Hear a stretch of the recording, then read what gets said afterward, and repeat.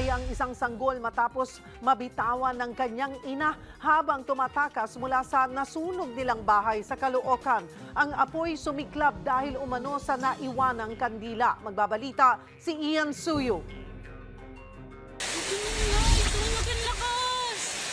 Sa cellphone video na ito, kita ang malaking apoy na lumalamon sa mga bahay sa Phase 8 ng Barangay 176 sa Bagong Silang, North Caloocan, pasado alas 6 kagabi. Ilang minuto lang, lalo pang lumaki ang apoy sa isang bahay. Sunog! Ang mga residente tumulong na rin sa pag-apula. Makalipas ang ilang minuto, may 10 buwang gulang na sanggol na inilabas ng mga bumbero mula sa nagliliyab na bahay.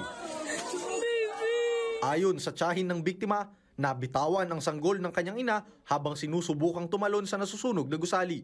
Doon sila sa likod namin dumaan, sa likod ng bahay namin.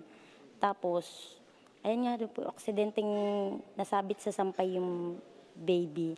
Kaya ayun yung sanhi ng pagkabitaw kaya siya nabitawan ng nanay. Itinakbo pa sa ospital ang biktima. Nire-revive habang nasa biyahe, pero sa kasamaang palad, idineklara ring dead on arrival.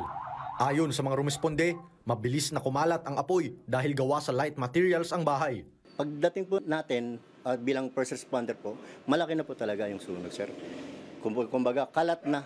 Kumbaga, yung sa bahay mismo na pinasukan namin, talagang makipot.